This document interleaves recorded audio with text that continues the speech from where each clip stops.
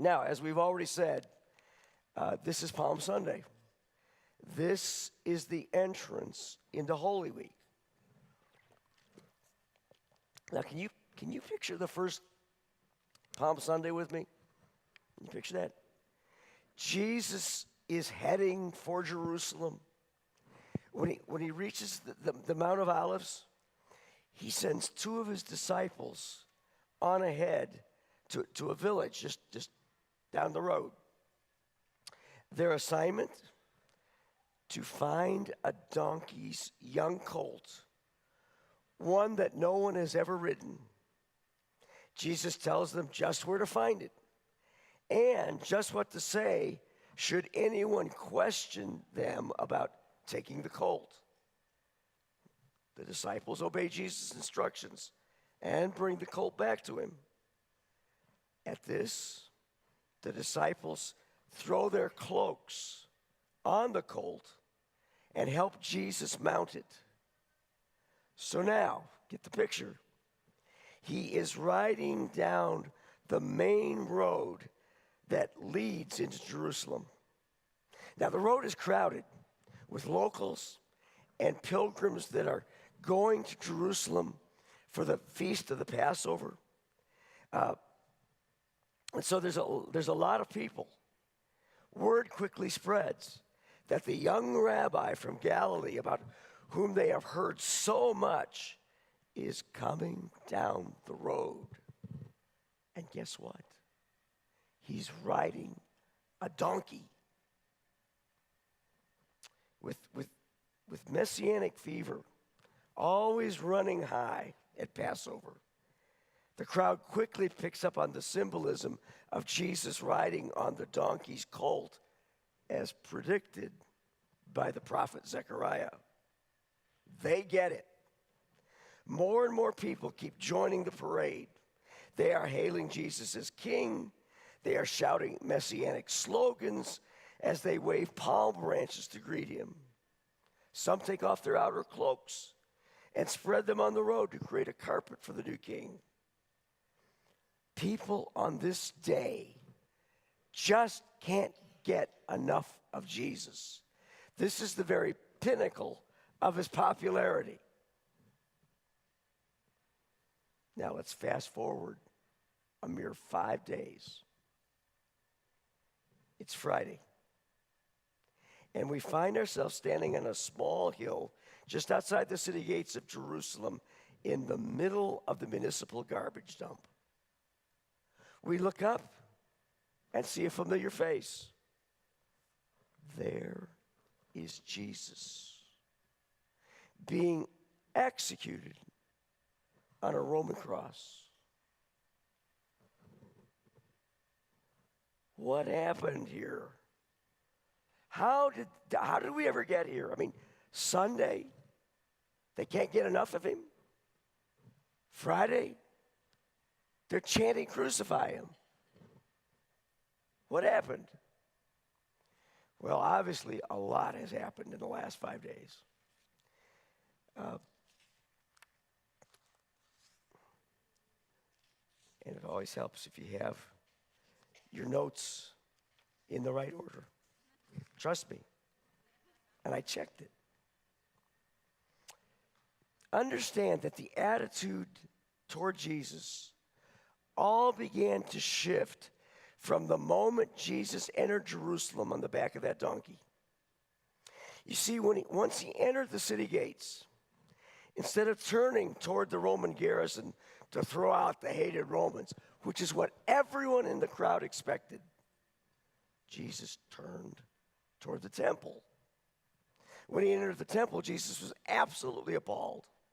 Instead of it being a place of prayer and worship, it was a marketplace, and a corrupt one at that. So Jesus began overturning tables and driving out vendors and money exchangers, shouting, "It is written, my house will be a house of prayer, but you have made it a den of robbers." From that point on, the tensions, the friction, The conflict between Jesus and the religious leaders had just escalated dramatically. The leaders continued to attempt to trip Jesus up and get him to say something that would destroy his credibility with the people, but without success. So finally, the leaders concluded there was only one solution to their Jesus problem. He must be eliminated, executed, killed. So they began to plot and concoct their plan.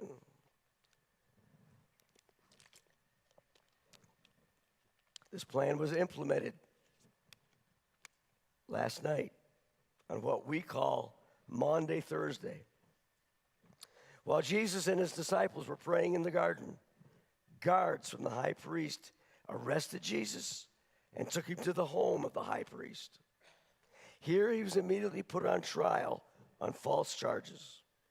The trial lasted all night, even though its outcome was a foregone conclusion from the very start. Finally, Jesus was found guilty and worthy of death. At daybreak, Jesus was taken to Pilate, the Roman governor.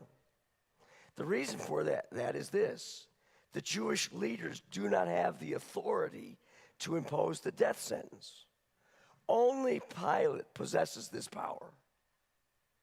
So, there he is. Now, Pilate knew Jesus was innocent and maneuvered to have him released. But at the provocation of the religious leaders, the crowd shouted Pilate down, demanding Jesus be crucified. Finally, Pilate caved in and agreed to Jesus' crucifixion. At this point, Jesus was turned over to the Roman soldiers who led him out to this hill.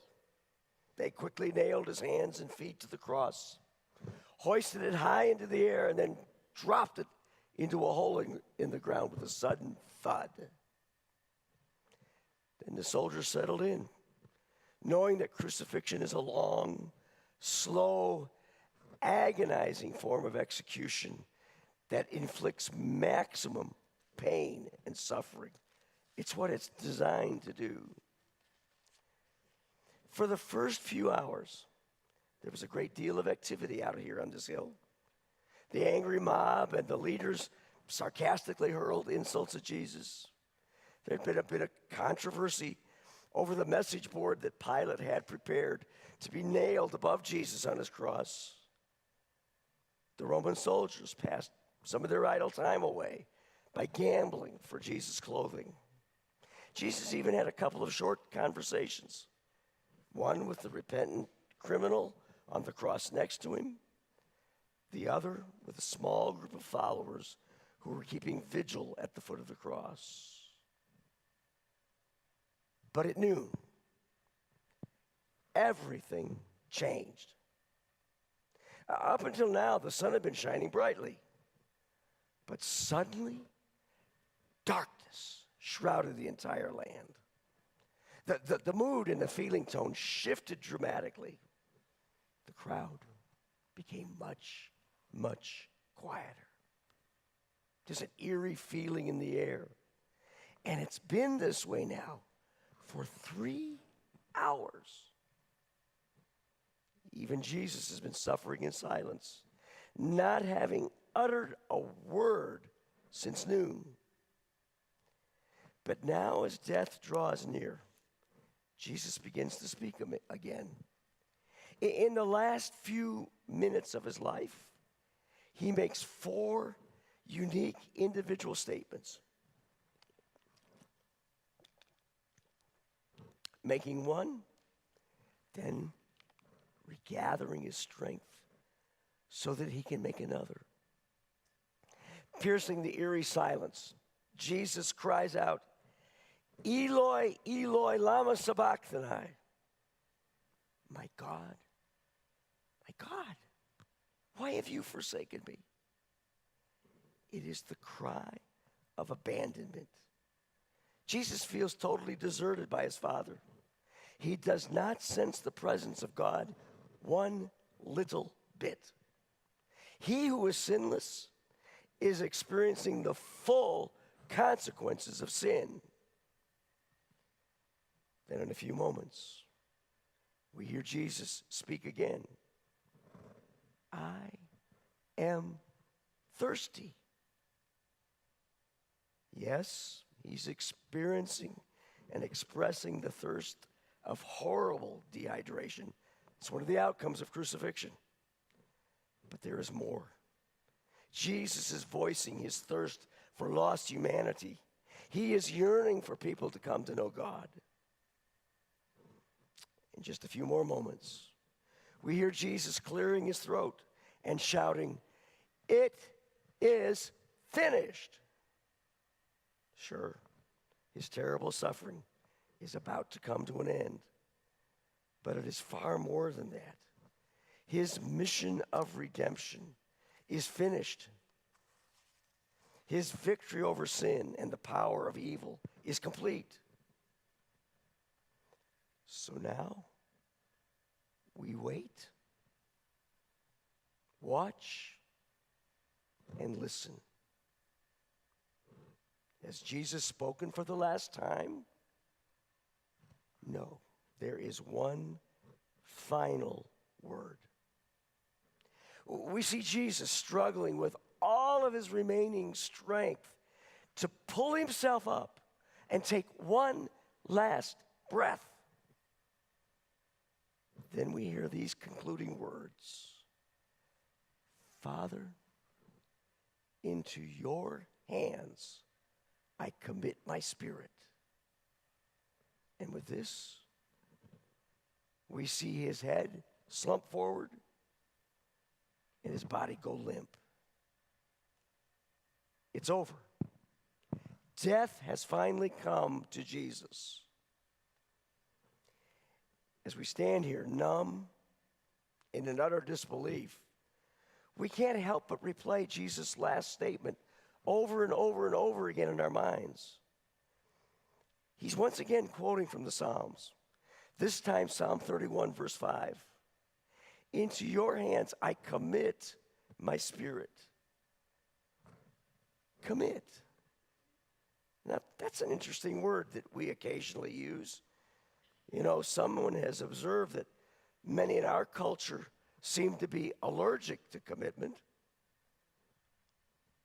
To commit means to entrust, to devote, to pledge, to take a vow.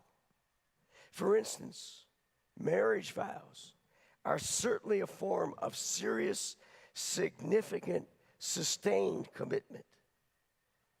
To commit is to give oneself completely. So what are we to make of Jesus' seventh and final statement from the cross? What does Jesus mean? Well, perhaps it will help us if we just ask a couple of questions. The first one is this. What is Jesus committing? That he's making a commitment with his final breath really shouldn't surprise us at all. I mean, over and over and over again on his lips, throughout his ministry, we hear commitment.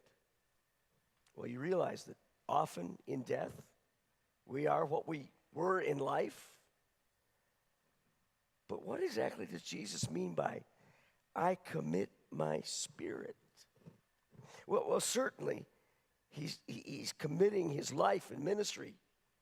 Jesus has now been on this earthly journey for about 33 years. His public ministry has spanned the last 3 years. And during this time, Jesus has done a number of things. I mean, he's befriended the poor and healed the sick. His ministry has included confronting immorality, hypocrisy, twisted beliefs. Repeatedly, he has taught about the true nature of God, about the real values of the kingdom, and about how to be in right relationship with God. Jesus has given every last ounce of energy and effort that he had to advancing God's work and will. now this time is coming to a close. So he's committing all that he has said and all that he has done, not knowing if they have had their intended impact. But there's more. Jesus is also committing the incongruence of his death. I mean, is this really the way his life is to end? Is God's chosen one, the Messiah, to die such a humiliating, agonizing death? See, he's committing even this horrible ending. But there's even more. Jesus is committing his mission. He had come to earth with a specific mission given to him by his Father.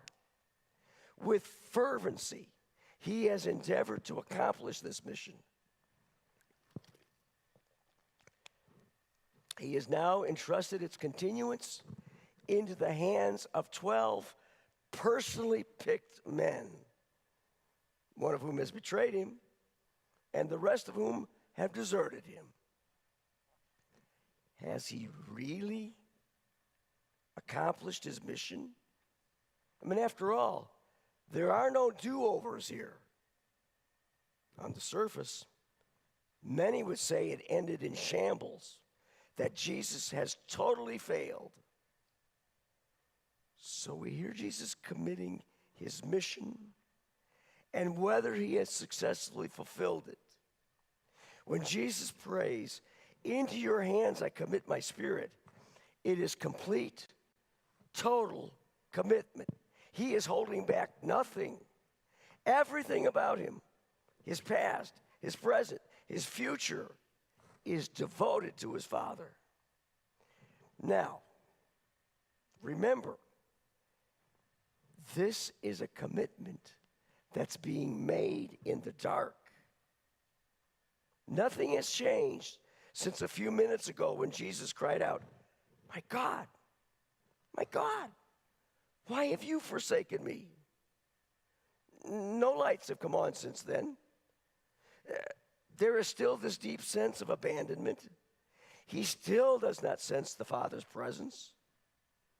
As John Richard Newhouse points out, it is one thing to entrust when the results are clear. It is quite another when circumstances seem to contradict the promise.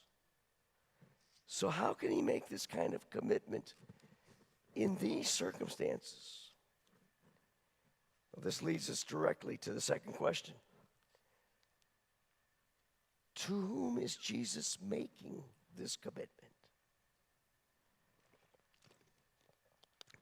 Listen to Jesus' words again. "Father, into your hands I commit my spirit." Now this is interesting, isn't it? Just a few moments ago, we heard Jesus cry out, my God, why have you forsaken me?" We've just said that nothing has changed in the last few minutes. No light has come down from heaven. God hasn't thundered as he had on other occasions, "This is my Son whom I love. With him I am well pleased." Jesus still has this gnawing, aching, horrible sense of abandonment, feeling like God has deserted him. So why is he now, with his last earthly breath, calling out to his Father, and even using a term of close personal affection? It's because Jesus trusts in the Father's character. The Father with whom he co-created the universe. The Father who sent him on this mission of love and salvation. The Father with whom he has had such intimate fellowship. The Father who has supplied his every need. The Father who has faithfully empowered his ministry and given him the courage to see it through to the end. Jesus is trusting in his Father's character even in the darkness. When our kids were little, we have two. They're not little anymore. But when our kids are little, they loved to play with Daddy. Kids are kind of like that, aren't they? Somehow, us dads get the play role or something like that. Well, sometimes we'd roughhouse a bit. You know, I'd lift them high over my head as they just giggled. I'd swing them around as they just cried out, "More, Daddy, more." Sometimes one of them would be on a relatively high wall with me on the concrete down below. They loved to jump off and let me catch them. They do it over and over and over again. Now, why were they so enthusiastic about this? Because they trusted their Father. I had never failed to catch them. I'd never gotten distracted and let them hit the concrete face first, you know, getting a bloody nose and forehead requiring 6 stitches. Now, can you hear Jesus?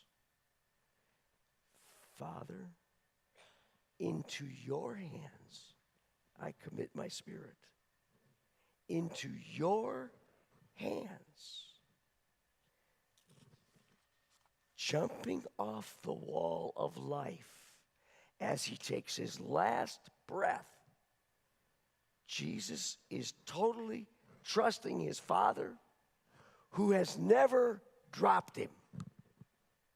He's committing everything, his life, his ministry, his mission, into the hands of his trustworthy Father, leaving all the results with him. Now, let me pause here for a second and ask you a question. Are you like me in that you kind of like immediate feedback? I mean, when you were 16 years old, did you want to wait 2 months to find out the results of your driving test? Or did you really prefer to know immediately whether you had passed?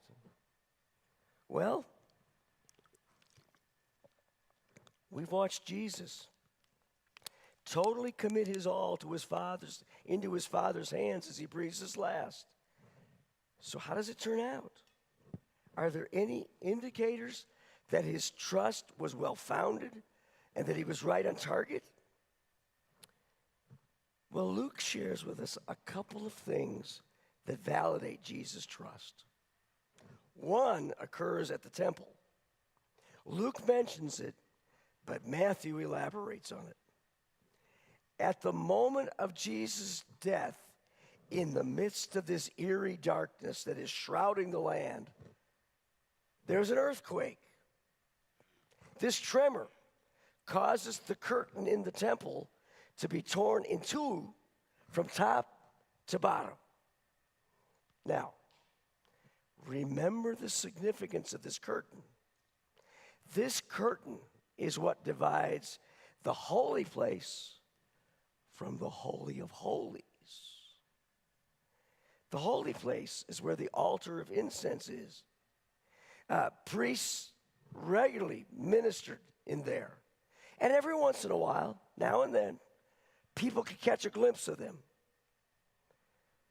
But the Holy of Holies was sealed off by this curtain.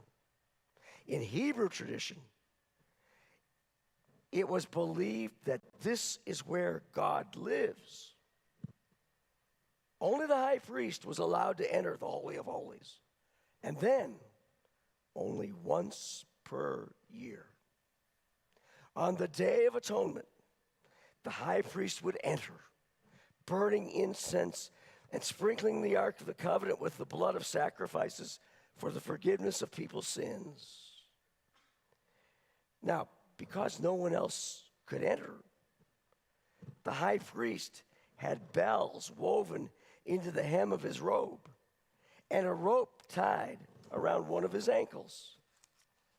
If his assistants no longer heard the bells, rather than go into the Holy of Holies where they were not allowed to go to check on the priest, they would pull him out using the rope. So what is the message in all the symbolism? Access to God is very, very limited.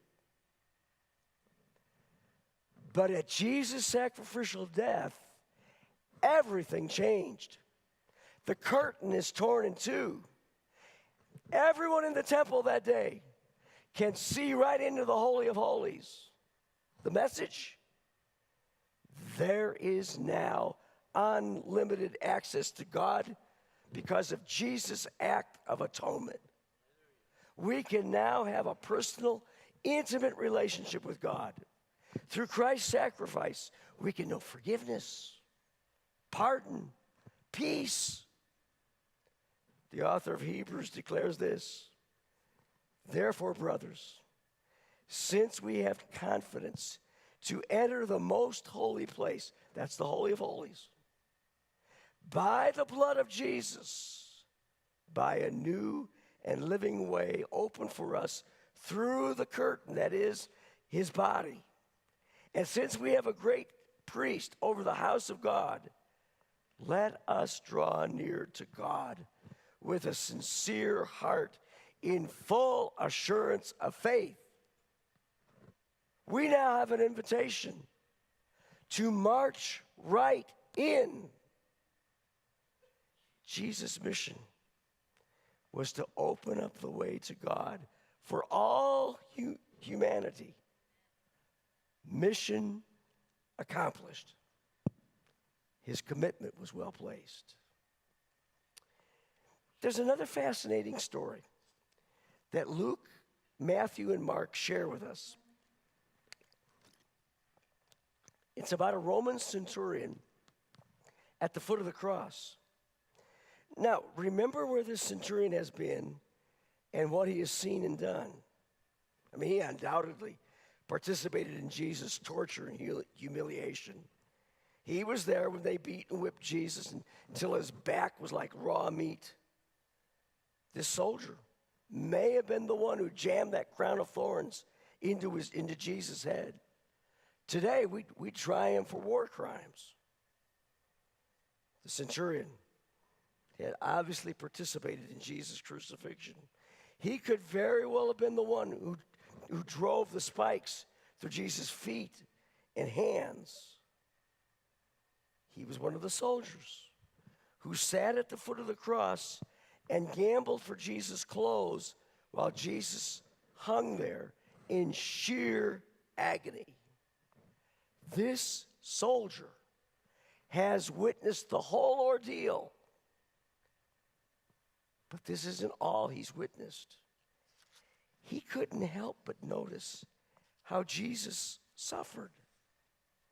There was something different about Jesus' spirit and attitude. The centurion had heard Jesus' first statement from the cross: Father, forgive them, for they do not know what they are doing. Oh, he had never before heard anyone extend forgiveness while being executed. Usually they're cursing obscenely. The soldier had also overheard Jesus' conversation with the repentant criminal. Jesus had been so gentle and loving. He hadn't seen that before either. Then this tough, battle-tested warrior watched as Jesus made arrangements for the care of his mother. You know, most people being crucified only think of themselves. But this Jesus is thinking of others. For hours, this soldier has just been taking it all in. So when Jesus dies, this rough, tough centurion can't contain himself any longer and just blurts out, "Surely this was a righteous man. Matthew and Mark quote him as saying, surely he was a son of a god. The soldier isn't a religious man by any means. And so he doesn't have the right vocabulary to describe what he is feeling. But he knows that what he has just witnessed is very, very special. His spontaneous witness is another indicator that Jesus has, in fact, accomplished his mission of salvation and that his commitment was well placed. So let's replay this scene one more time.